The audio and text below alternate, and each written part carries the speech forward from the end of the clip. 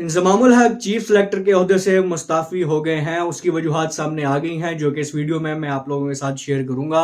उसके अलावा जिन मौज़ूआत में मैं बात करने जा रहा हूं वो है पाकिस्तानी खिलाड़ियों की और पीसीबी के दरमियान कुछ तनाज़ा की खबरें, और लास्ट में जो बाबर आजम की मुबैना चैट लीक हुई है उसके ऊपर भी हम बात करेंगे इस वीडियो के अंदर। तो इस सब को शुरू करने से पहले आप इंट्रो देख लें, फिर आगे बढ़ते हैं।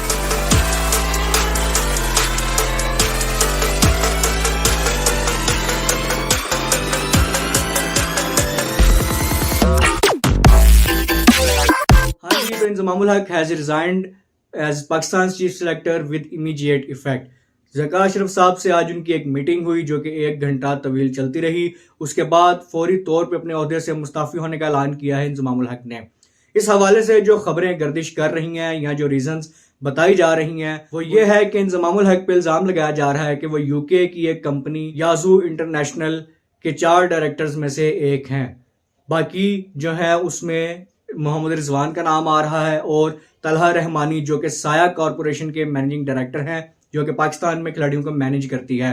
और छोटे मोटे खिलाड़ियों को नहीं बल्कि अच्छे खासे फेमस खिलाड़ी जिनमें शाहीन शाह अफरीदी, बाबर आजम, मोहम्मद रिजवान के नाम हैं। इन खिलाड़ियों को वो कंपनी मैनेज करती है पाकिस्तान में, और ये इल्ज़ाम लगाया जा रहा है कि ये तीनों तलहा रहमानी, मोहम्मद रिजवान और इंजमाम उल हक यूके बेस्ड कंपनी के डायरेक्टर हैं। 2020 में इंजमाम उल हक पे इल्ज़ाम लगाया जा रहा है कि उन्होंने एज अ डायरेक्टर ऑफ याजू इंटरनेशनल का चार्ज संभाला, और जब पीसीबी का उनको चीफ सेलेक्टर लगाया गया तो उन्होंने इस खबर को डिस्क्लोज नहीं किया, अपनी इस पोजीशन को डिस्क्लोज नहीं किया। तो इससे ये चीज़ देखना होगी कि क्या उस पर सिलेक्शन पे कितने उसके असरात आ रहे हैं, क्योंकि जो इल्ज़ाम दूसरी तरफ है कि रिजवान भी उसी कंपनी के डायरेक्टर हैं, तो ऑलमोस्ट रिजवान और इंजमाम सिमिलर पोजीशन पे हैं उस कंपनी के अंदर। और अगर ये बात सच है तो ये देखेगी पीसीबी के इसका इम्पैक्ट रिजवान की सिलेक्शन या बाकी खिलाड़ियों की सिलेक्शन के हवाले से कितना है।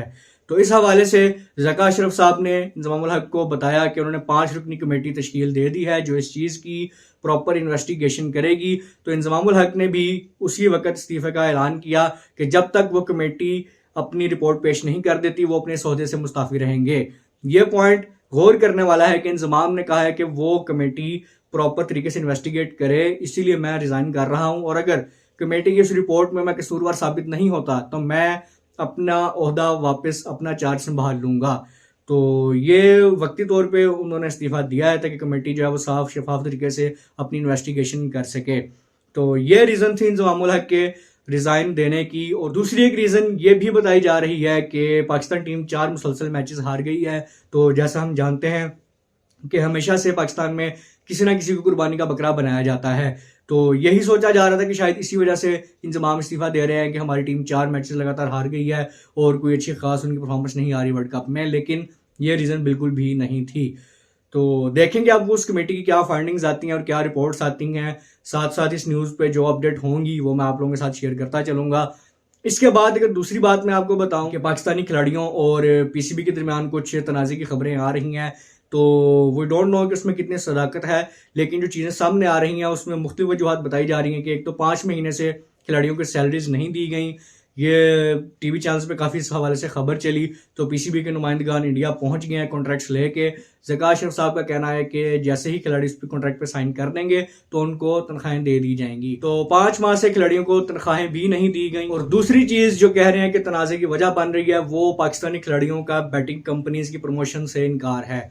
बहुत सी बैटिंग कंपनीज आजकल आप देख रहे होंगे खिलाड़ियों की किट पे होती हैं तो एज अ प्रमोशन, तो पाकिस्तानी खिलाड़ियों ने मुत्तहिद होकर इस चीज़ का बायकआउट किया कि वो किसी भी ऐसी कंपनी को सपोर्ट नहीं करेंगे जो कि बैटिंग को बढ़ावा देती हो।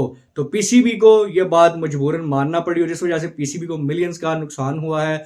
और ये भी एक वजह बताई जा रही है कि इस नुकसान को देखते हुए भी पीसीबी और खिलाड़ियों के दरमियान कुछ तनाज़ा चल रहा है, लेकिन इस खबर में कितनी सदाकत है इसकी अभी कोई हमें कुछ खास जो है वो ऑथेंटिक कहीं से किसी सोर्स से हमें खबर नहीं मिली।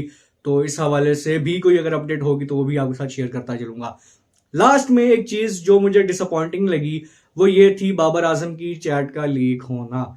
तो आई डोंट नो बहसीत कौम हम कहाँ जा रहे हैं, किसी की प्राइवेसी का कोई ख्याल नहीं है। ज़ाती बात अगर किसी ने किसी के साथ की भी है तो उसको ऐसे सामने नहीं लेके आना चाहिए। और ये चैट जो है सामने लाई है शुएब जट ने, जो कि आई डोंट नो उस बंदे के साथ क्या मसला है, कैसे वो सहाफत कर रहा है, कैसे उसको किसी चैनल ने हायर किया हुआ है। लेकिन शुएब जट साहब ने ये चैट लीक की और उनका कहना है, और वसीम बदामी साहब का, कि ये तस्वीर दिखाने को हमें ज़का अशरफ साहब ने कहा है, और पीसीबी मुकम्मल तौर पे इस चीज़ को डिनाई कर रहा है कि जी बिल्कुल ये फेक न्यूज़ है, हमने ऐसा कुछ नहीं किया।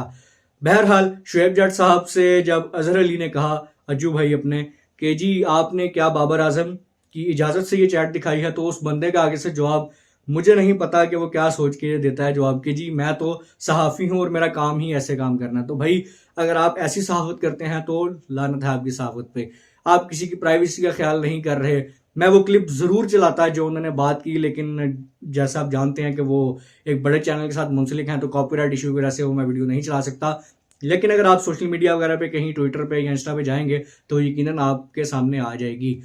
तो अभी भी मैं ये कहूँगा कि 3 मैचेस वर्ल्ड कप के बाकी हैं, तो खिलाड़ियों को हमारी सपोर्ट की ज़रूरत है। लेकिन पीछे ऐसी खबरों का आना कि जी खिलाड़ियों में तनाज़ा चल रहा है या आप उनकी चैट्स लीक कर रहे हैं, तो मेरे ख्याल से ये एक अच्छा इंप्रेशन नहीं जा रहा। दुनिया में हम पाकिस्तान को खुद ही बदनाम कर रहे हैं। इस चीज़ के ऊपर अजहर अली ने भी नाराज़गी का इजहार किया, जो कि उसी शो के अंदर मौजूद थे, और बासित अली साहब भी जो उनके साथ शो में बैठे हुए थे, उन्होंने भी ये बात कही कि आपको बगैर किसी कंसेंट के ये चीज़ नहीं दिखानी चाहिए, किसी की प्राइवेसी की बात है। तो शुएब जट से तो हम ये चीज़ें एक्सपेक्ट करते ही रहते हैं, क्योंकि वो बंदा हमेशा कोई ना कोई अनोखी हरकत करता ही रहता है। लेकिन वसीम बदामी से ये चीज़ मैं एक्सपेक्ट नहीं कर रहा था, क्योंकि उनको हम काफ़ी अरसे से देख रहे हैं। लेकिन इस तरह की हरकत उनके शो में उनकी मौजूदगी में होना, तो आई गेस ये अच्छी बात नहीं थी। उसके अलावा वकार यूनुस ने, शाहिद अफरीदी ने और भी साबका खिलाड़ियों ने इस खबर को कंडेम किया है, इस चीज़ को बुरा भला कहा है कि ये चीज़ अच्छी नहीं है, क्योंकि पूरी दुनिया में आप पाकिस्तान का एक बैड इमेज प्रेजेंट कर रहे हैं, और टीम जब कि आपकी इंडिया में मौजूद है अभी, तो उसके बावजूद ऐसी खबरों का आना, तो खिलाड़ी कहाँ से अच्छा खेल पेश कर सकेंगे। और दुनिया में आपने टीम का और खिलाड़ियों का मजाक सा बना के रख दिया है। तो पता नहीं क्या चाहते हैं हम इन चीज़ों से। मुल्क में वैसे ही कोई चीज़ अच्छी नहीं चल रही। हमारे एक क्रिकेट ही थी जो हमें जोड़े रखती थी, लेकिन उसके अंदर भी सियासत घुसा के हमने बेड़ा गर्क कर दिया है। पता नहीं इन चीज़ों से हम कब बाहर निकलेंगे। जब दिल करे, जिसका दिल करे, वो किसी की भी प्राइवेसी ब्रीच करता है और उसमें हम फख्र महसूस करते हैं, बजाय इसके कि हम शर्मिंदगी महसूस करें कि हम ये क्या काम कर रहे हैं, पाकिस्तान का नाम बदनाम कर रहे हैं, अपने हीरोज को बदनाम कर रहे हैं। लेकिन हम इसमें फख्र महसूस करते हैं कि जी वाह, हमने ये बात ली कि देखो जी मेरी वजह से ये बात चल रही है। तो शर्म आनी चाहिए ऐसे लोगों को। मेरी नज़र में ऐसे लोगों का सहाफ़त से भी कोई ताल्लुक नहीं है, बस सहाफ़ियों की बरादरी को इन्होंने बदनाम किया हुआ है। इतने इतने अच्छे सहाफ़ी मौजूद हैं, आपको पाकिस्तान का पॉजिटिव इमेज दिखाना चाहिए पूरी दुनिया के सामने। आपको पाकिस्तान का नाम बनाना चाहिए, ना कि आपको बिगाड़ना चाहिए। अभी तक के लिए इस वीडियो में इतना ही। अपना ढेर सारा ख्याल रखिए, दुआ में याद रखिए, और चैनल को लाइक, सब्सक्राइब एंड शेयर कीजिए। मिलेंगे आपसे अपनी अगली वीडियो में। अल्लाह हाफिज़।